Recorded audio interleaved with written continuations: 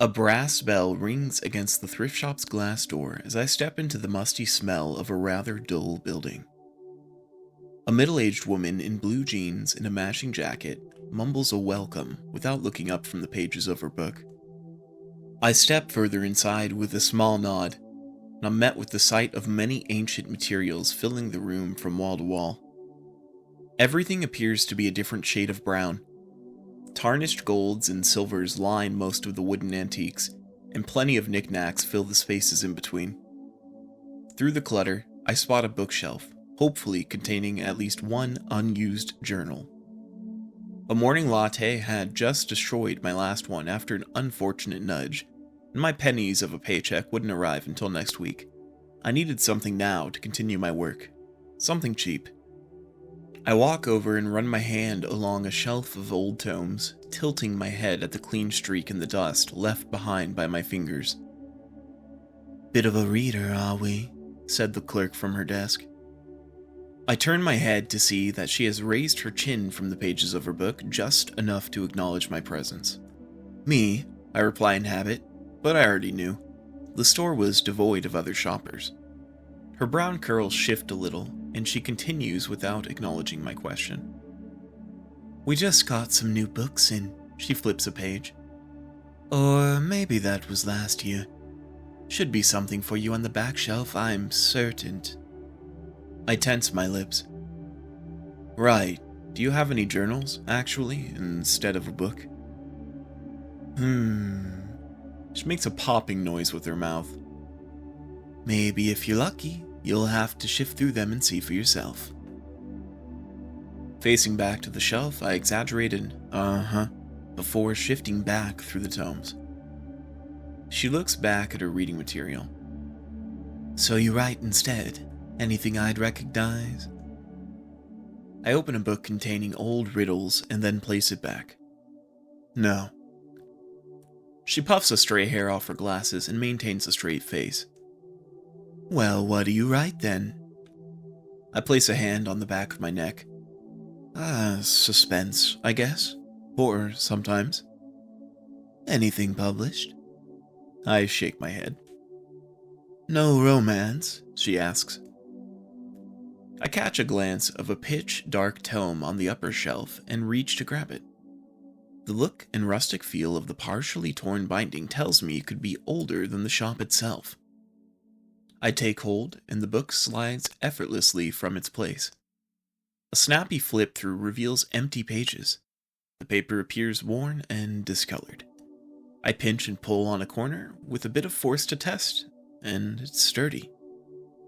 "No," I finally respond, and race to the counter. "I'll take this one. How much?" She sifts around in her seat. "Are you sure that's a journal? It has a title." I look down and am surprised to see she is correct. Squinting, the cover of the journal simply reads, "Pandora." The words appear to have been crudely cut in by a jagged object. Must have been a gift to someone's daughter. Her lips curl up. "Well, I simply could not charge for someone else's gift. Take it." I hold the journal up with one hand. "You sure?" "Of course. It was probably left in the store by accident anyway. It's just a journal, after all." I open the door to my studio apartment and am met with the usual silence. Light from the hallway floods the room briefly, revealing remarkably little. I put on a pot of coffee and make my way to a wooden chair lined with the cracked desk in the corner of my room. I flip on my desk lamp, the single source of light, and it flickers for a moment. Finally, I place the journal down and begin. I'd just been in the middle of writing out an exciting idea for a creature that follows its victims through windows' reflections before biting into them when they least expect it. Before I accidentally had spilled all over the script, that is. Free. Very generous of the shop lady. I barely had $1 to my name anyway.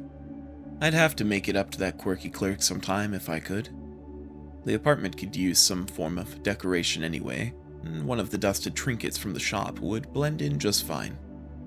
I stare a moment at the dark little tome with Pandora and flip open to its first page.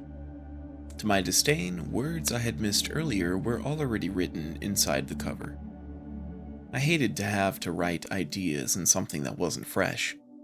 The writing was barely legible and in cursive.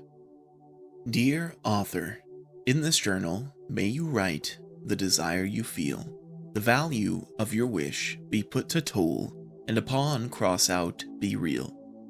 For toll, consult the end. What the hell? Some kid wrote in here, I say aloud. Desire you feel, and not even a good lyric. Who rhymes feel with real? Amateurish. I tap my pen to the page a few times, making some pointless dots on the side while attempting to pick my thoughts up from earlier. I can't seem to put words to the page, however. I mull over the cover again, and then again. Absurdity. And yet... Finally, I write a sentence, but not for my story.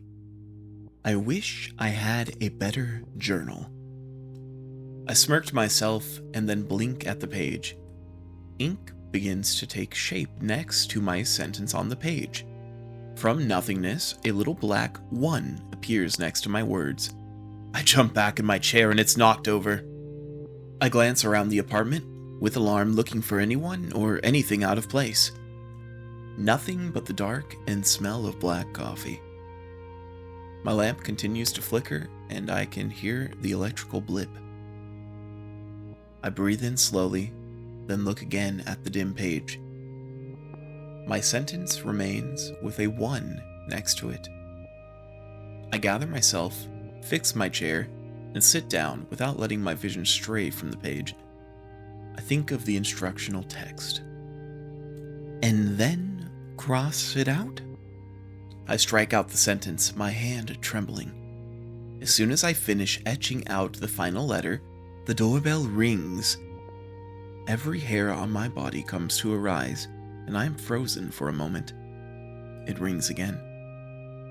Unsettled, I walk to the door and stare through the peephole at an empty hallway.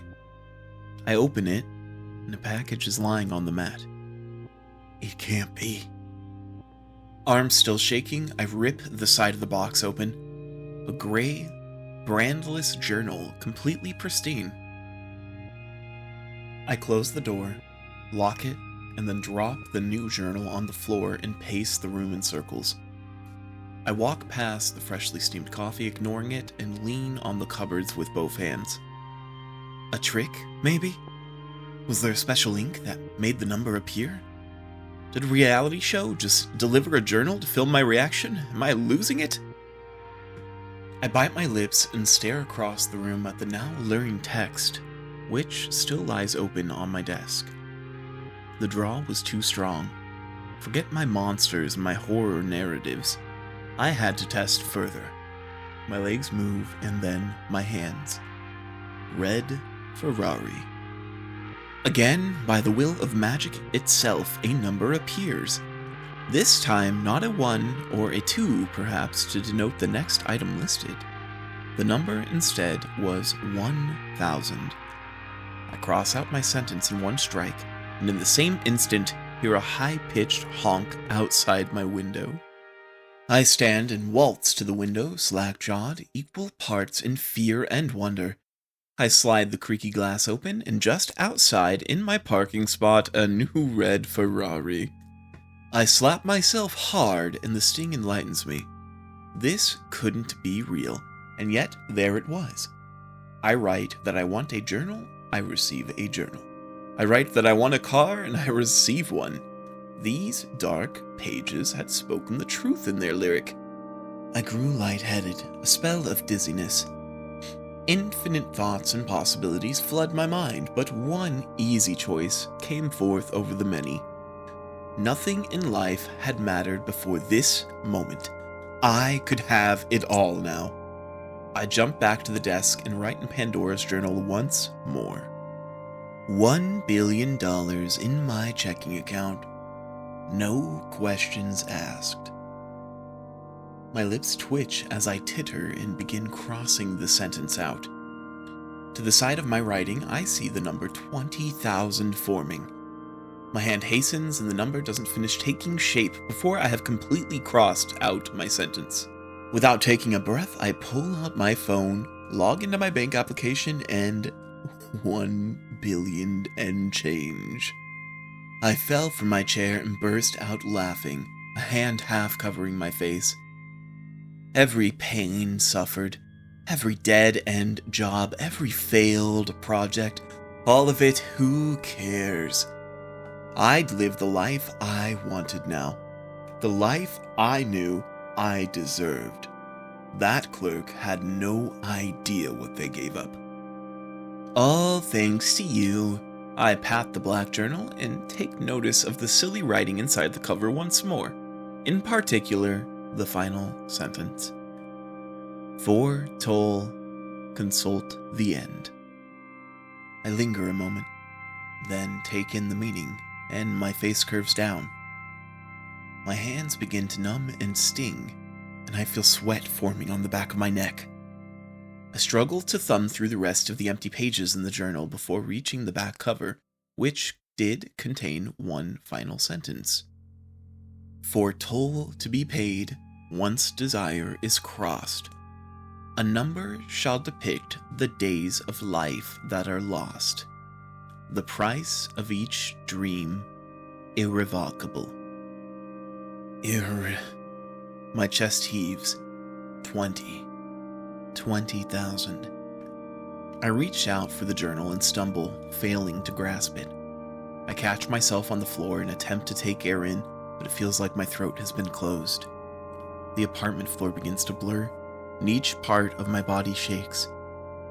More than 50 years. As if looking over from above, I see my body collapse to the floor. The edges of my vision darken by the second. I look over to the desk one last time and see the obscured outline of a woman with her hand on the journal. All is faded, save for her eyes, which burn into me. I float away, and then